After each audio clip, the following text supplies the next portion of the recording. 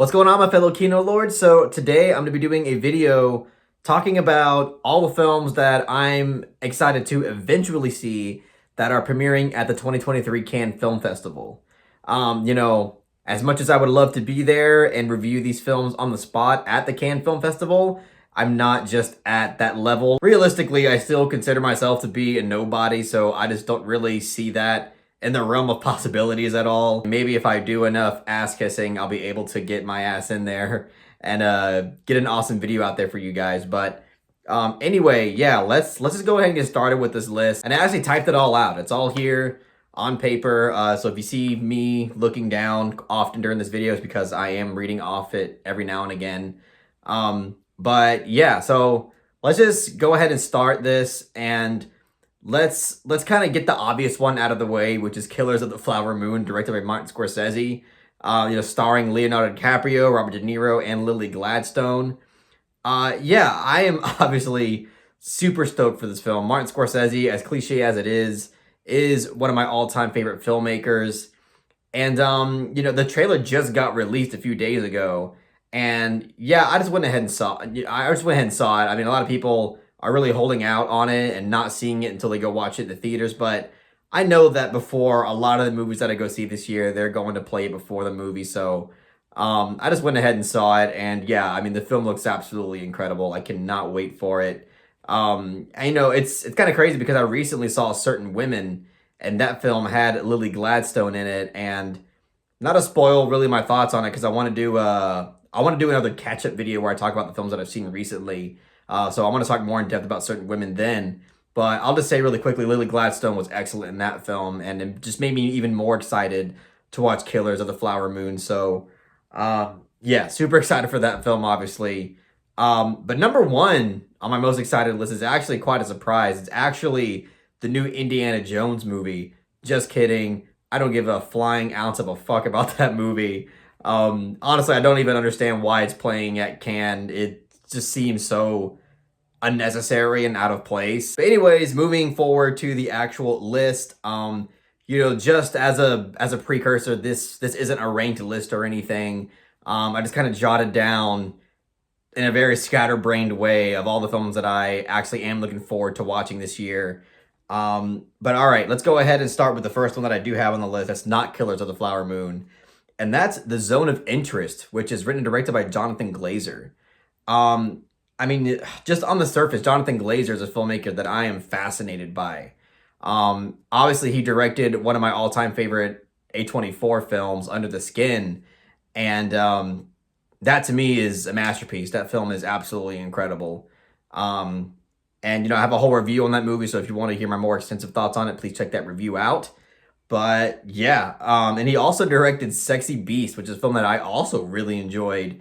He's a very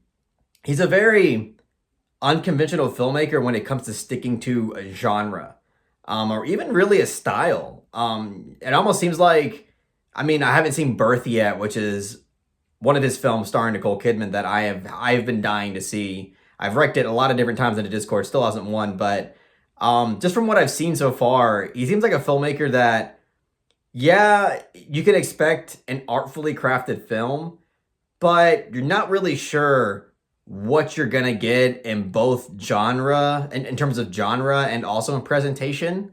So with The Zone of Interest, this is a film that seems like to me is going to be kind of a dark and boundary pushing film, because I'm just gonna go ahead and read the synopsis that I ripped straight from IMDb. But basically, in a nutshell, it's the commandant of Auschwitz, Rudolf Haas, and his wife Hedwig strive to build a dream life for their family in a house and garden next to the camp.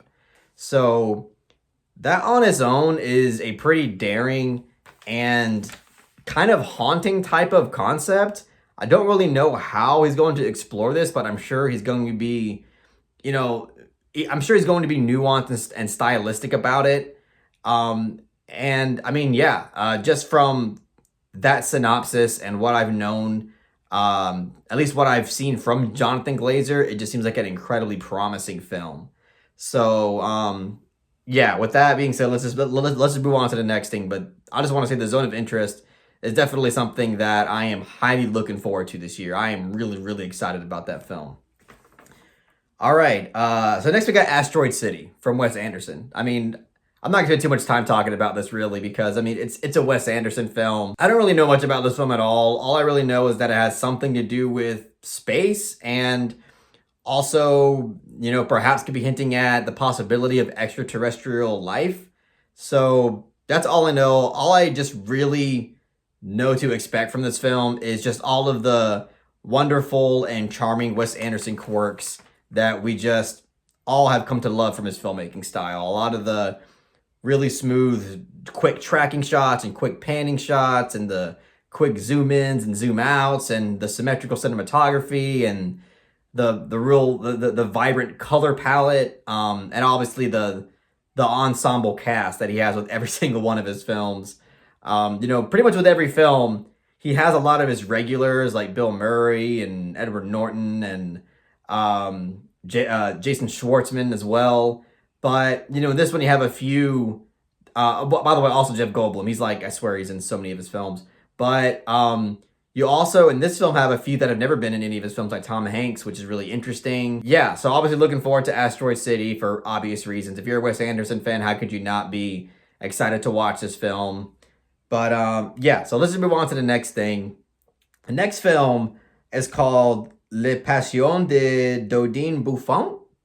It's this is actually a French film that's directed by a Vietnamese filmmaker that goes by the name of An Hung Tran. That was probably butchered to all hell, but I gave it my best there. And honestly, the only reason why I am interested in this film is because it's starring Juliette Binoche, the one and only lovely Juliette Binoche, one of my favorite actresses working today. And recently, I haven't really seen her in anything that's in the more artsy independent side, because sometimes she'll just kind of wander off into more like, you know, kind of Hollywood conventional territory, which I'm not really interested in for the most part, at least when it comes to what she's deciding to be a part of. But this one has me interested. I'm just going to read off the synopsis. It tells a story of Eugenie, an esteemed cook, and Dodine, the fine gourmet she has been working for over the last 20 years.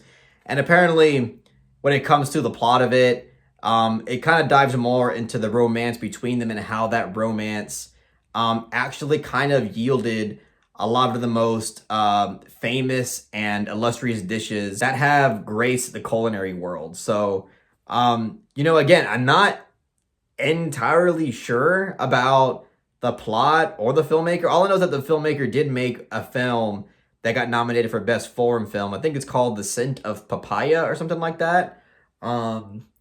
But, you know, I never seen any of his work. Even when it comes to the synopsis of this film, I'm not entirely sold. But just the fact that it has Juliette Binoche in it, I'm sold. I just really want to watch this film just because of that alone. But all right, let's move on to the next film, which is May December, which is directed by Todd Haynes. So I was mostly interested in this film just because it was directed by Todd Haynes. I haven't really seen, I think the only Todd Haynes film that I actually have seen that I can remember is Safe, which stars Julianne Moore. And I mean, she's incredible in that film. I think that film is really great. Julianne Moore is also co-starring in this film with Natalie Portman.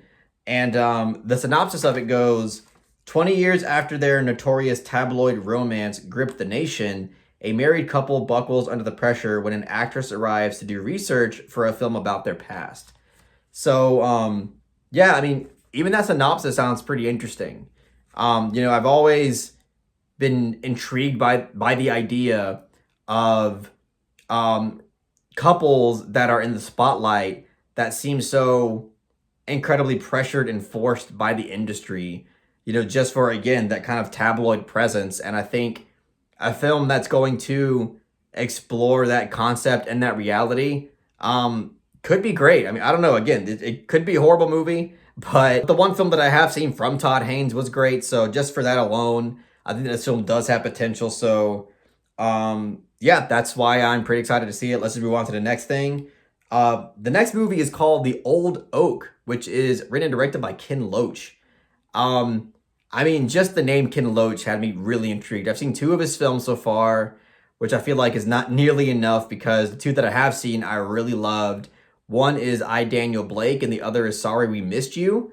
Um, Both incredibly compelling films that are emotionally heavy and devastating in different ways. I'll just read a synopsis really quick, which is the future for the last remaining pub, the Old Oak in a village of the Northeast England, where people are leaving the land as the mines are closed. Houses are cheap and available, thus making it an ideal location for the Syrian refugees. So, yeah, I mean, honestly, this sounds like a perfect foundation for Ken Loach to explore the societal issues that he always loves to explore. I, Daniel Blake did it. Sorry We Missed You did it.